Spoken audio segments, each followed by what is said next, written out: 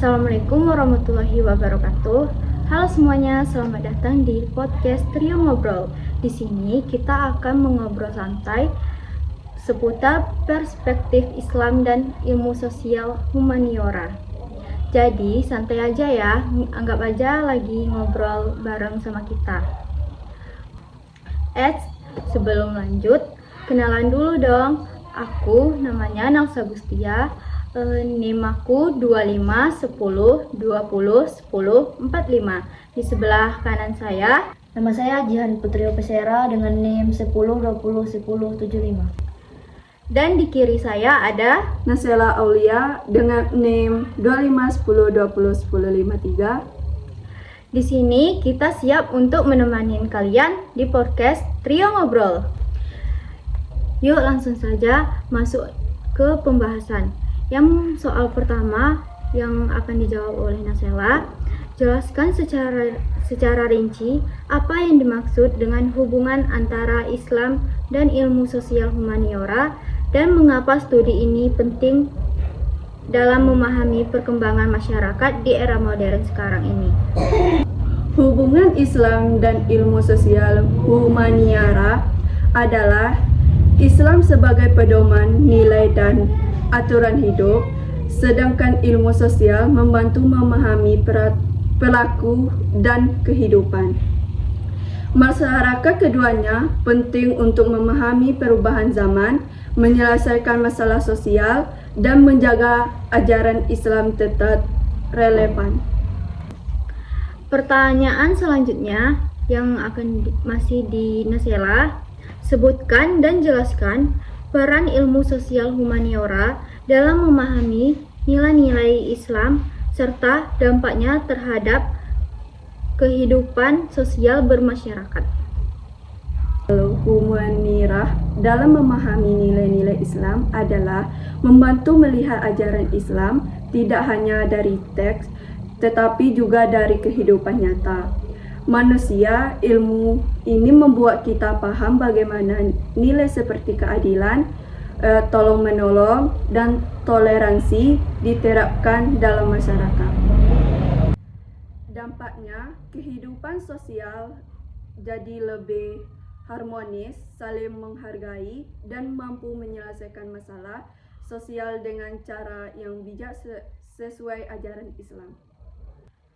Pertanyaan yang ketiga, masih pertanyaan untuk Nasela. Bagaimana Islam memandang konsep humanisme dalam ilmu sosial humaniora dan berikan contoh penerapan nilai-nilai humanisme dalam ajaran Islam.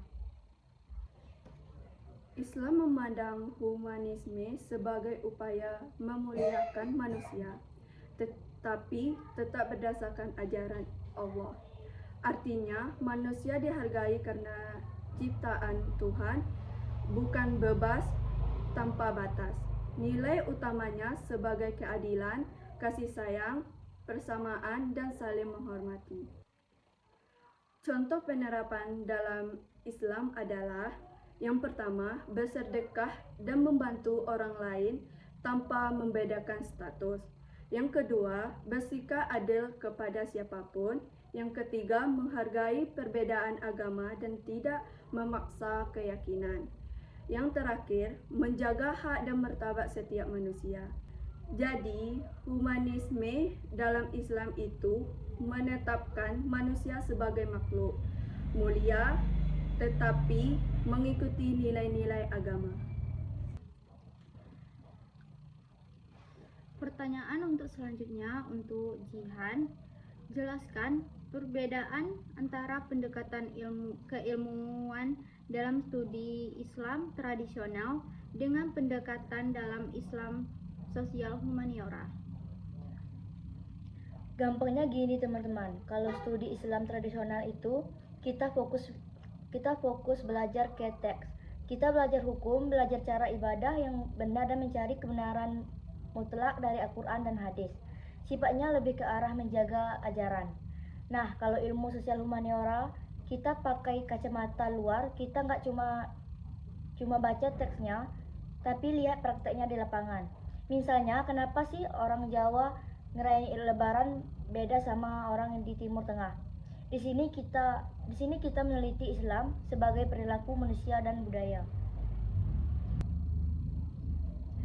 Pertanyaan yang kelima masih untuk Jihan. Apa saja prinsip-prinsip dasar dalam studi ilmu sosial humaniora yang dapat digunakan untuk memahami fenomena sosial dalam perspektif Islam? Jelaskan masing-masing prinsip tersebut. Ada beberapa prinsip. Simpelnya yang pertama yaitu objektif tapi punya value. Kita lihat data apa adanya tapi tujuannya tetap untuk kebaikan atau maslahah. Dan yang kedua, keadilan sosial. Ilmu sosial itu alat buat bantu orang. Di Islam kan ada konsep membela yang lemah. Nah, ilmu sosial bantu kita cari tahu gimana caranya. Dan yang ketiga, hablum minan nas, yaitu empati. Kita nggak cuma ngehujat tapi coba masuk ke perasaan orang lain. Kenapa mereka melakukan itu? Itu prinsip. Pertanyaan yang keenam masih untuk Jihan. Sebutkan dan jelaskan komponen utama dalam ilmu sosial humaniora yang memiliki keterkaitan dengan ajaran Islam. Yang pertama ialah sosiologi. Karena Islam itu agama komunitas, zakat, sedekah sampai sholat jemaah itu kan soal interaksi sosial. Dan yang kedua, sejarah. Biar kita nggak lupa akar gimana Islam bisa masuk ke Nusantara lewat budaya tanpa peperangan. Dan yang ketiga, etika. Ini yang kita sebut akhlak di ilmu humaniora. Kita belajar gimana jadi manusia yang memanusiakan manusia lain. Jadi, belajar ilmu sosial humaniora itu sebenarnya bikin kita lebih jadi muslim yang bijak dalam melihat perbedaan di masyarakat. Baik, pertanyaan selanjutnya untuk Nelsa yang nomor 7. Bagaimana proses penelitian sosial yang sesuai dengan perspektif Islam? Jelaskan langkah-langkahnya. Proses penelitian sosial dalam perspektif Islam pada dasarnya sama seperti penelitian ilmiah, tapi ditambahkan dengan nilai kejujuran dan etika Islam. Langkah-langkahnya yang pertama, menentukan masalah, memilih masalah sosial yang ingin diteliti. Yang kedua, mengumpulkan data, mencari informasi di lapangan, observasi, wawancara, dan lain-lainnya. Yang ketiga, menganalisis data, mengolah dan memahami data secara kejujuran dan objektif. Yang keempat, menarik kesimpulan. Hasil penelitian harus sesuai dengan fakta dan tidak dibuat-buat ataupun ditambahkan. Yang kelima, menggunakan nilai Islam.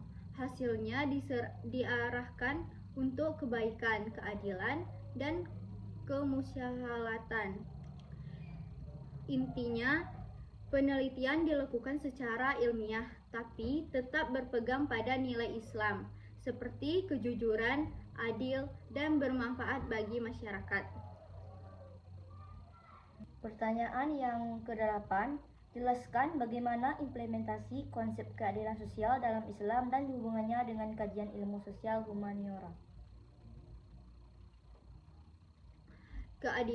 Keadilan sosial dalam Islam berarti memperlukan semua orang secara adil, tidak menzalim, dan memberi hak sesuai porsinya. Islam menekankan keseimbangan dalam kehidupan, seperti membantu yang lemah, tidak mengambil hak orang lain, dan bersikap jujur. Contohnya yang pertama, zakat dan sedekah untuk membantu yang membutuhkan. Yang kedua, larangan korupsi dan penindasan. Yang ketiga, kewajiban berlaku adil dalam hukum dan kehidupan sehari-hari. Hubungannya dengan ilmu sosial humaniora, ilmu ini membantu memahami kondisi masyarakat dan masalah sosial yang ada. Dari situ, nilai keadilan dalam Islam bisa diterapkan dengan tepat untuk mengatasi ketimpangan, kemiskinan, dan konflik sosial. Jadi, ilmu sosial humaniora membantu menjelaskan kondisi nyata, sedangkan Islam memberi nilai keadilan sebagai solusi agar masyarakat lebih seimbang dan harmonis. Sekian jawaban dari saya. Pertanyaan yang nomor 9, apa yang dimaksud dengan kritik sosial dalam Islam? Bagaimana contoh penerapannya dalam kehidupan masyarakat modern? Kritik sosial dalam Islam adalah upaya menegur atau memperbaiki kesalahan dalam masyarakat sesuai nilai kebaikan dan keadilan. Dalam ajaran Islam, tujuannya bukan menjatuhkan tapi untuk memperbaiki keadaan agar lebih membaik. Contohnya dalam kehidupan modern, yang pertama mengkritik korupsi dan ketidakkeadilan dengan cara yang baik dan sopan, tidak membuat kekerasan. Yang kedua, mengingatkan orang-orang tentang pentingnya kejujuran dan tanggung jawab. Yang ketiga, menyuarakan kepedulian terhadap kemiskinan dan atau ketimpangan sosial. Intinya kritik sosial dalam Islam dilakukan dengan cara yang bijak, tidak kasar, dan bertujuan untuk membawa perubahan positif dalam bermasyarakat. Soal yang terakhir, mungkin kita akan berbeda pendapat, tergantung kita sendiri. Soalnya, menurut Anda bagaimana strategi yang tepat untuk membangun peradaban Islam yang harmonis melalui pendekatan ilmu sosial humaniora? Mungkin jawaban dari Jihan dulu yang kita dengarkan. Intinya ada 3 strategi untuk utama buat bangunan peradaban yang ada memakai ilmu sosial. Yang pertama yaitu terbuka dan dialog. Jangan eksklusif. Pakai sosiologi buat memahami peradaban budaya sebagai kekayaan bukan ancaman. Dan yang kedua, gabungin ilmu. Berhenti sekat-sekat ilmu agama dan ilmu umum. Pakai data ilmiah yang bikin solusi keagamaan yang nyambung sama zaman. Dan yang ketiga, memanusiakan manusia, fokus selesaikan masalah yang nyata kayak kemiskinan dan pendidikan. Pakai pendekatan yang santun dan hargai tradisi lokal. Jadi, peradaban harmonis ini bukan soal siapa yang paling benar, tapi siapa yang paling terasa manfaat buat sesama. Itu saja. Mungkin jawaban dari Nasela dulu yang kita dengarkan. Menurut saya, strategis membangun peradaban Islam yang harmonis melalui ilmu sosial humaniora adalah memahami kondisi masyarakat secara nyata, lalu menekankan nilai Islam seperti keadilan, toleransi, dan tolong-menolong. Caranya dengan pendidikan yang baik, dialog antara masyarakat, serta mencari solusi masalah sosial secara bijak dan ilmiah agar tercipta kehidupan yang damai dan seimbang. Mungkin jawaban dari saya lagi.